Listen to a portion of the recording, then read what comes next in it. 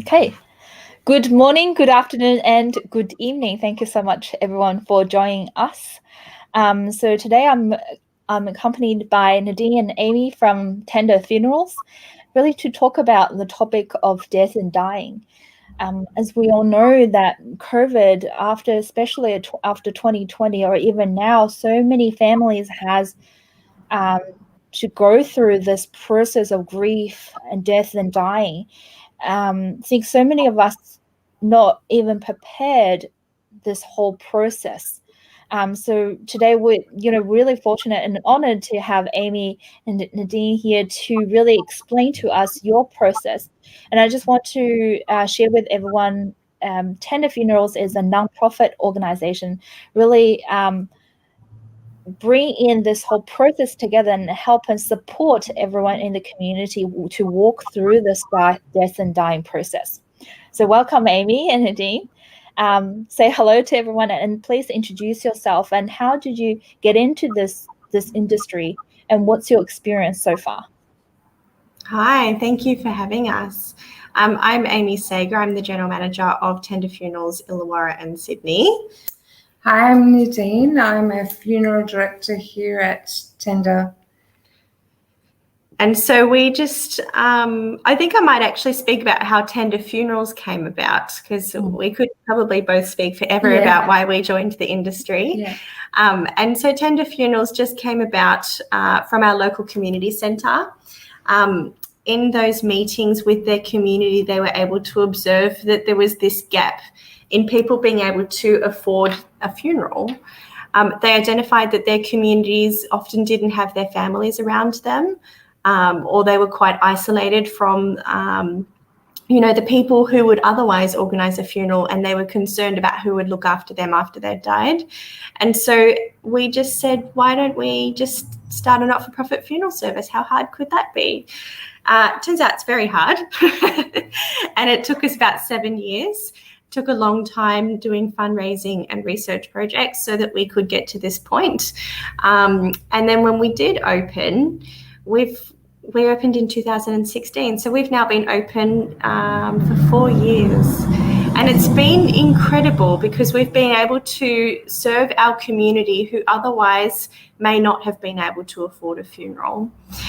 In part of our services, we've been able to empower our community to be more involved in the funeral process and to make truly informed decisions.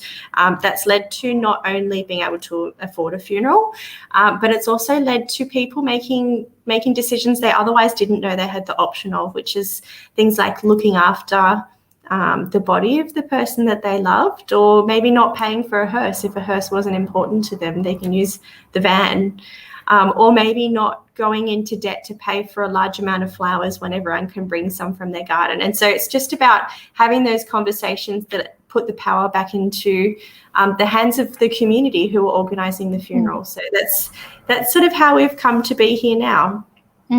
I noticed on your website that you've said that it's a nonprofit organization, funeral service, delivering personalized and meaningful and affordable funerals, ensuring that those experiencing financial hardship may be able to access these critical services.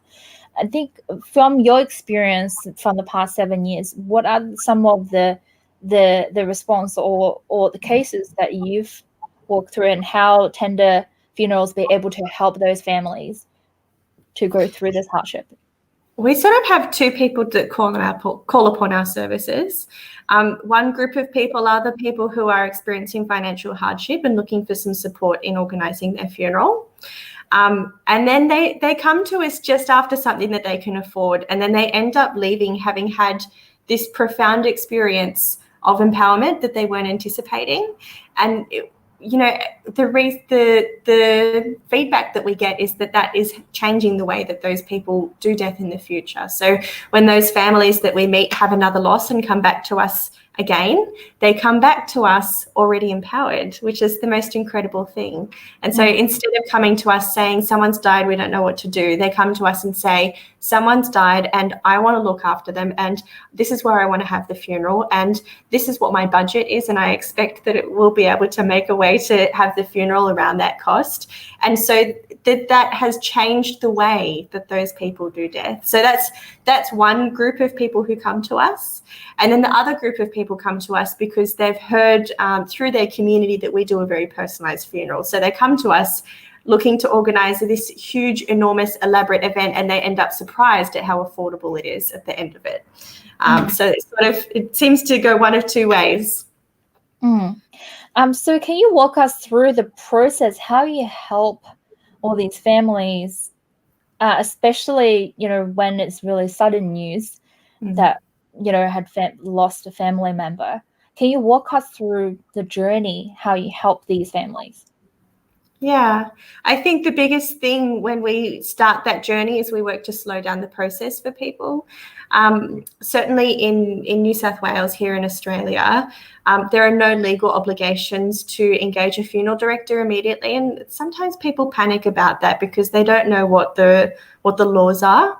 And so especially if we have someone who's looked after their loved one at home for a period of time in a palliative care situation, they might call us and their person has passed away in their sleep overnight. And so in that sort of scenario, we would work to help that family decide whether they want the body to stay at home for a period of time or whether they want us to come and bring them into our care. So we've got a cool plate, which means that they can have the body stay at home for up to 5 days.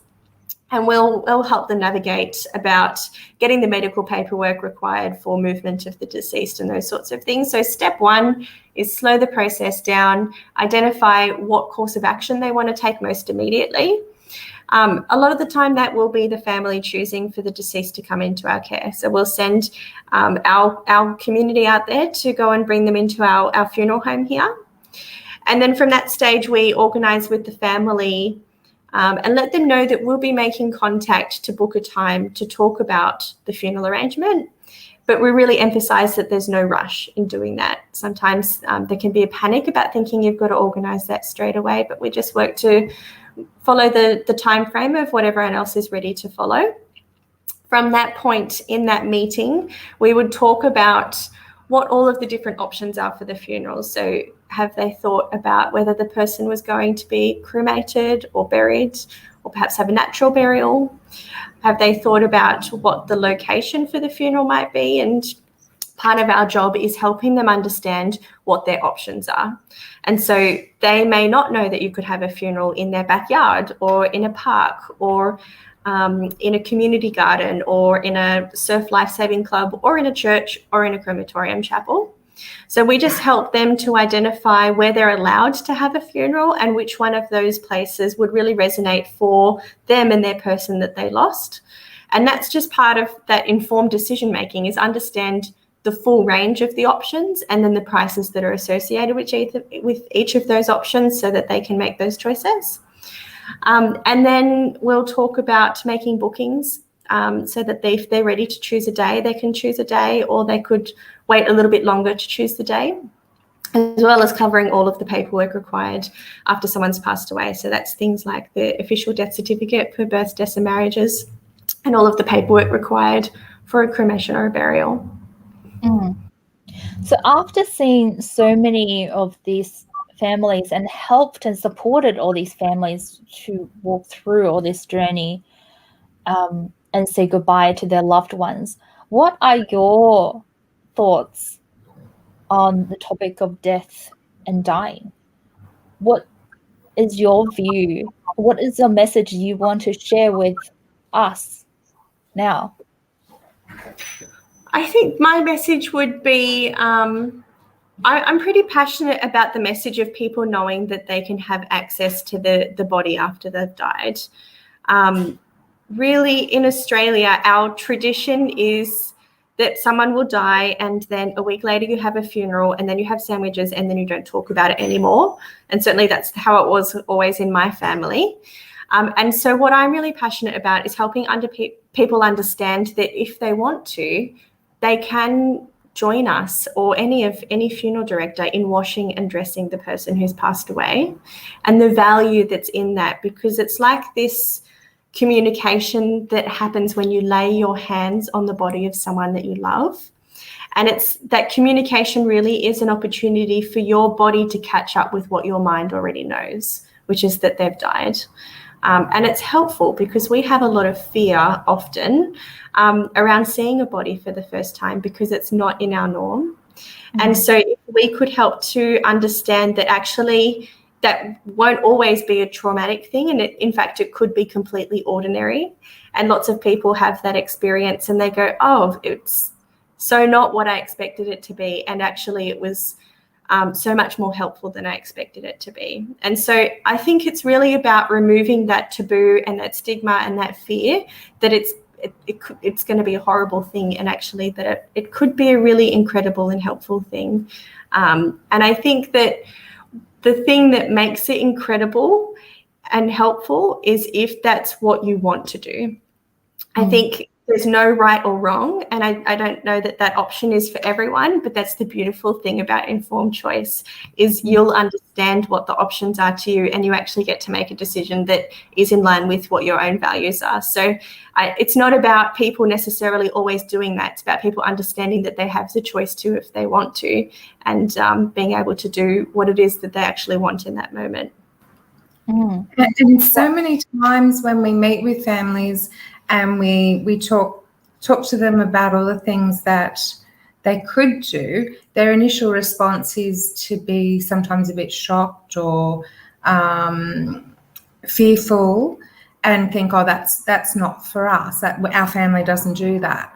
But then in the ensuing days, they talk to each other and they consider it and change their mind and decide that that's something that would be really beautiful, that they would like to be part of. I think for family, it's part of saying goodbye. It's a healing journey. And you said, as you know, you have a choice to lay your hand and to help them to finish that journey in this world. But it's for family, for the next generation. It's a huge part of healing. Instead of just suddenly have that disconnection, and you hold on to that grief for a long, long, long time. Massively. And it's the same for children. You know, when we have a child who loses a grandparent, it's such a big opportunity to help them understand what death means. That often is the first time they've even considered the concept of death, and it could form how they interact with death for the rest of their lives. And so it's a really big learning opportunity for children. And so even as far as letting children go to the funeral if they want to go to the funeral, letting children see the person if they want to see the person, but also respecting that child's decision if they don't want to do those things, so that they won't be adults that said, I was forced to go and do this viewing that I didn't want to do and it scarred me for the rest of my life. So it's really about empowering our children and helping our children make decisions as well. Wow. So I am really curious, your journey and what made you decide to join this industry, if you don't mind sharing. Yeah, do you want to go first? Certainly. So I cared for my best friend throughout the last 4 years of her life with cancer, and I was in awe of the palliative care team that helped in her final days. And I thought that that's what I would like to pursue, that I valued that, and that would be something that I wanted to do with my life, which I did for a little while. But then the opportunity came about at Tender opening around that same time, and I was able to start here as a volunteer. So I had these beautiful experiences and really felt that I was part of a change in how we farewell our loved ones, and it was just very powerful. And then I went on to become a funeral director and worked in a traditional role. And then have recently returned to Tender and have seen such growth and I have enormous job satisfaction. And that's how I came to be here. And Amy, what made you to join this part of this death and dying part of the world? I started incredibly young. I was 16 in year 11 food technology class, and I was watching a Gunther von Hagen's documentary, which is an educational autopsy of a cadaver.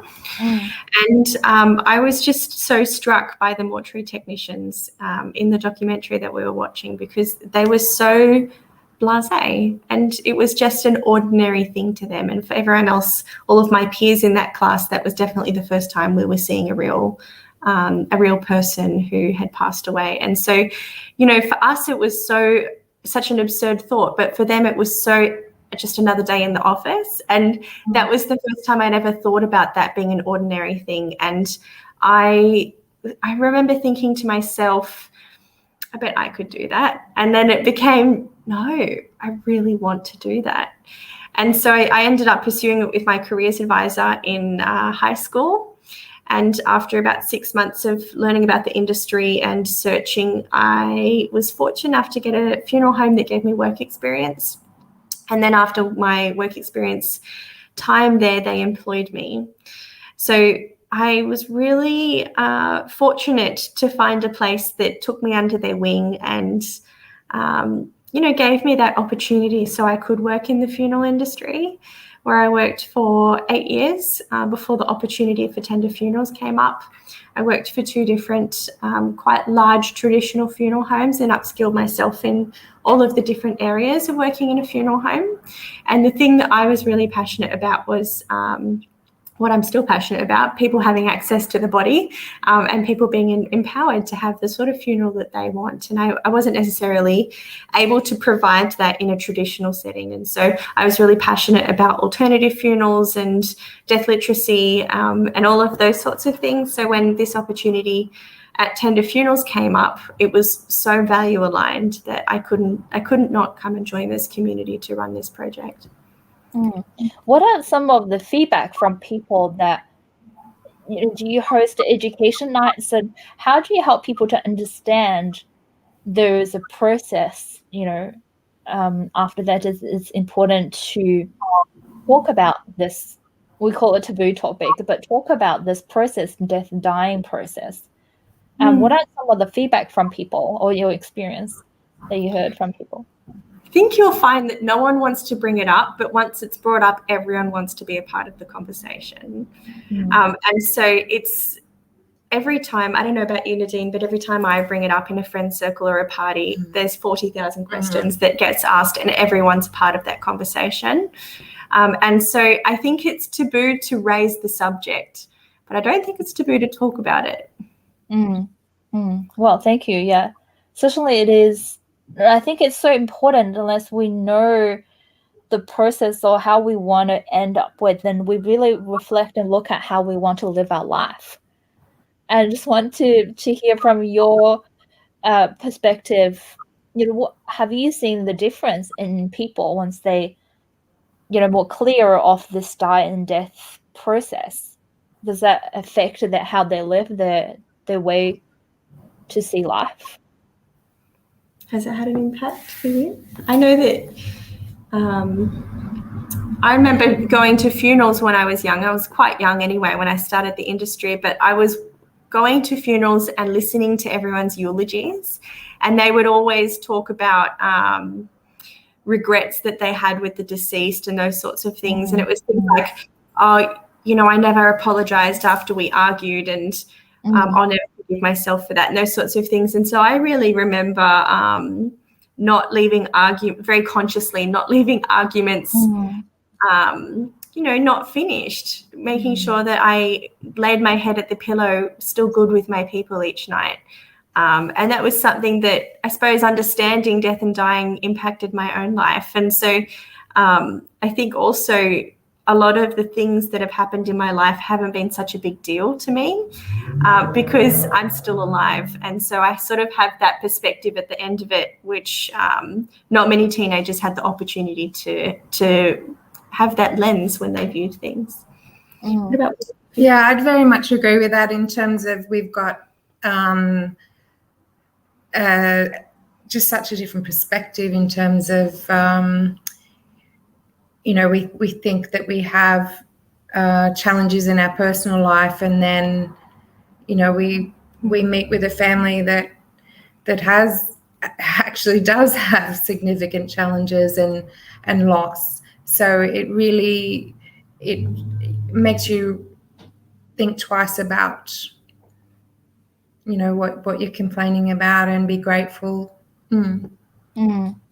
Yeah, I think definitely what for me is, as you said, grateful as in now while we're living, while we're healthy, as you said, Amy, is to looking at a relationship, of looking at, be grateful with everything we have, and then making sure that we have a great relationship with people around us, and also, like use wisely with our time while we are able to in this world. I think, this has been a really valuable conversation, and I think really helped us to reflect on how we are spending our time while we're healthy, while we walk around, and also at the same time be conscious of, or start to think about how we farewell our loved ones, our journey. So yeah, what are your thoughts or your advice or your last words to share with our audience that you wish someone, know something, to share with us and your insights into this process, since you're working with it day in and day out. You must see so many of these cases. Oh, mine's a bit practical. It's probably a boring one compared to what you're thinking about. But my practical thing is really just about, a funeral can be whatever you want it to be, and wherever you want it to be, and by anyone you want it to be. And so it really, for me, would be about knowing that an empowered community looks like all of the people who've sent you a message to say that they're sorry for your loss, all of those people having a job. And those jobs would be things like, we need milk for the wake, and we need someone to contact a florist to organise some flowers, and we need someone to download some songs onto a USB, and we need someone to organise some printing for us, and someone to pick up the deceased clothes and take them to the funeral home for us. And so for me, community empowerment, what that looks like is an activated community. And the way that we activate our community is by identifying who our community is, and then giving all of them an opportunity to participate. And the thing that's so helpful from that is that it's no longer the person who's bereaved and then everyone else. It becomes all of them together, and they all stand up together and hold each other up.